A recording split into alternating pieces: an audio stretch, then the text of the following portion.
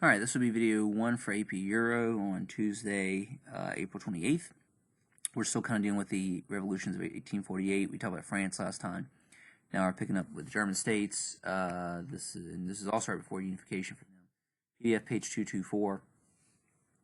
Events in France had huge repercussions in the German states. In Prussia, Frederick William IV had promised to promote moderate reform for many years, but he never implemented any changes. In March of 1848, disturbances erupted in the streets of Berlin. Frighteningly, 2 shots rang out and struck 2 people. Horrified by the bloodshed, Frederick ordered his army to leave the city, which left him with no defense. The king then allowed for an election of a constituent assembly, which would have the task of drawing up a new constitution for Prussia.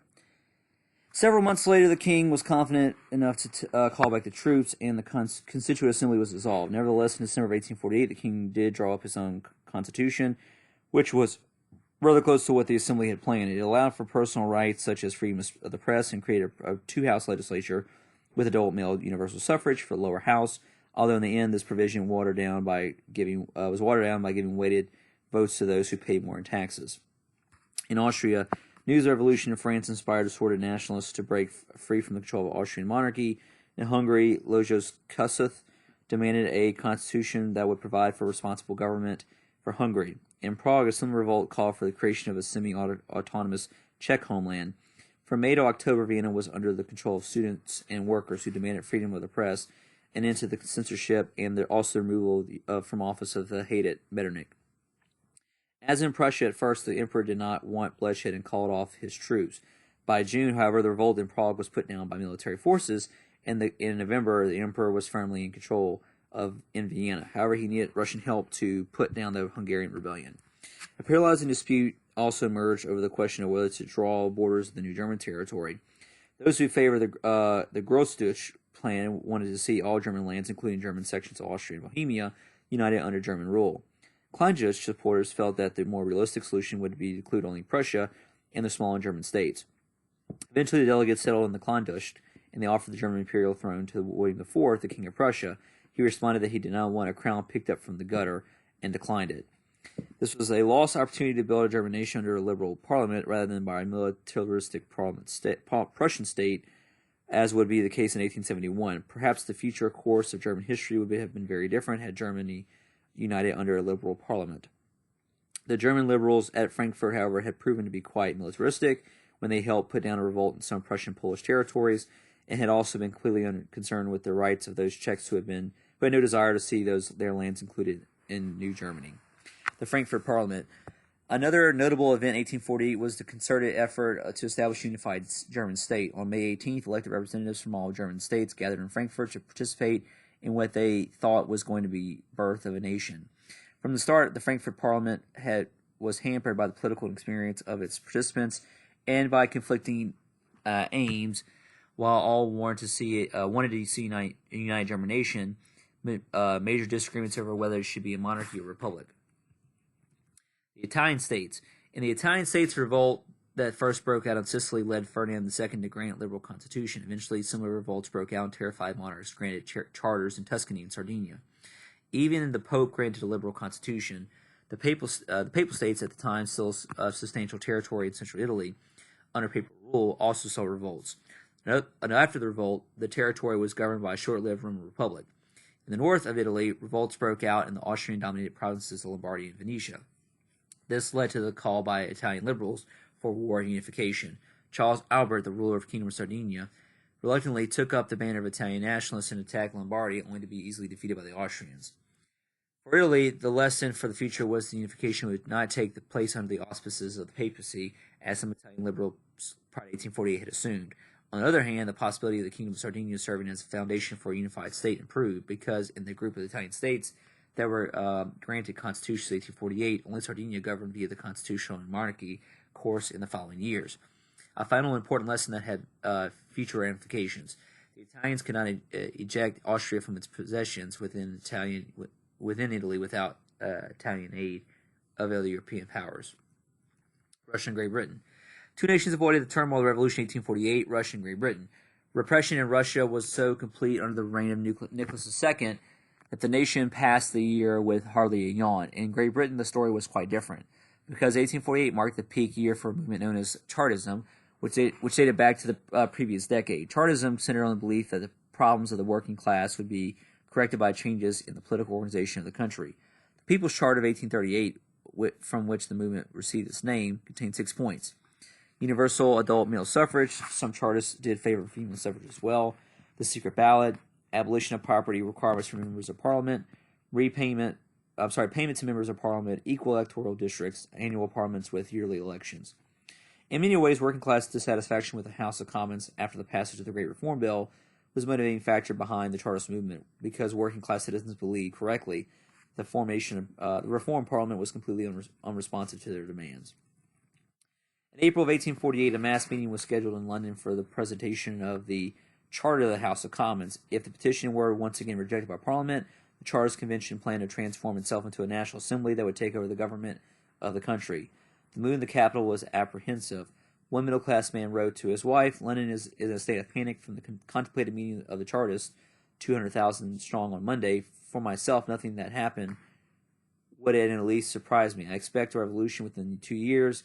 There may be one within 3 days. The Times is alarmed beyond all measure. I have it from good authority that the Chartists are determined to have their wishes granted." In London, with their preparations for violent conflict, and Queen Victoria was sent out of London for safety. On April 10th, the day of the mass meeting, the situation was tense as 200,000 individuals gathered to sign the petition. The petition was presented to the House of Commons, and basically everyone went home peacefully. The House of Commons, however, refused to even debate the clauses contained in the petition. At this point, Great Britain appeared to be on the verge of revolution, but the country emerged far from fortunate than its continental counterparts. Reform did eventually come in about in incremental stages. By the early 20th century, 5 of the 6 acts of the Charter were established as parts of the British Constitution. All right, now we're finally switching over to the Industrial Revolution. This is kind of going back into some late 1700s into the 1800s. All right, Industrial Revolution, 1750, 1850. Historians had formerly placed the beginning of the Industrial Revolution in 1760, when a group of new inventors appeared from nowhere and began to develop factories, bringing it into the domestic system of production that had guided manufacturing since the early modern period. Experts have modified this belief over the last several decades. Some historians even avoid the term Industrial Revolution, which they claim implies far too dramatic a change. We now know that technological progress did not begin in 1760. It had been occurring for centuries. This much is true. The second half of the 18th century saw a quickening of age-old evolutionary process rather than a fresh break from the past. By the middle of the 19th century, particularly with the advent of the railroad, industrialization was beginning to reshape the European landscape and to dramatically alter the way in which people lived. Great Britain's industrial lead. Great Britain was the first European nation to begin the process of industrialization. What motivated England to change so dramatically? Although numerous books and articles have dealt with this question, conclusive or definitive answers for queries of this sort are rare. Several possible factors may have contributed to England's role as the leader of industrialization of Europe. In the years following the Glorious Revolution of 1688, Great Britain achieved a degree of political stability that created an environment friendly to economic investment. Compared to most of the European states, the exception being the Netherlands, Great Britain permitted a much greater degree of religious toleration. For example, the Quakers, while closed off by law from parliamentary careers, had no such restrictions placed on their economic activities and were able to play a central role in the Industrial Revolution. Expanding population, which almost doubled in Great Britain over the course of the 18th century, due in large part to a lower death rate thanks to better diet and hygiene. It is of particular importance of the Industrial Revolution. Britain's increased population size produced not only a large body of potentially low-wage workers for the factories, but also a steady supply of consumers. The Agricultural Revolution of the 18th century, initiated by men such as Jethro Tull, introduced scientific farming to the Great Britain. Their observations led them to realize that continuous rotation of crops instead of traditional method of allowing land to lay fallow allowed for an increase in crop yield, while also leading to the growth of turnips and beets that could be used to feed large quantities of the animals during the difficult winter months. As a result of the agricultural revolution and the rise of cottage industries, England was already involved in manufacturing industries. Traditional manufacturing, like spinning and weaving, could be industrialized through labor-saving devices that improved production. It would be at least 100 years before agriculture was industrialized to the same degree. The Enclosure Acts of the late 18th and early 19th centuries forced small-scale farmers into urban areas, both increasing the efficiency of now larger farms and providing low-wage low-pay workforce for the factories. The increased prosperity of English farms led to an increase in capital that could be used to invest in new industries. Great Britain had also had a central bank, the Bank of England, chartered in 1694, that encouraged the flow of money into the economy. Interest rates were lower in Great Britain than any other part of Europe in this period. The 18th century witnessed a significant increase in Great Britain's overseas trade. Besides supplying additional investment capital, overseas trade provided the nation with the world's largest merchant marine. It is important to remember, however, that the 18th century also witnessed the height of Atlantic slave trade, although the valiant efforts of individuals such as William Wilberforce finally paid off when Parliament broke the brutal trade in 1807. Transportation within Great Britain was enhanced by the fact that the entire nation lies within close proximity to the sea. Internally, a network of navigable rivers and the creation of the canals made water transport efficient. Turnpike trusts built new roads in Great Britain on a scale not seen since the end of Roman rule.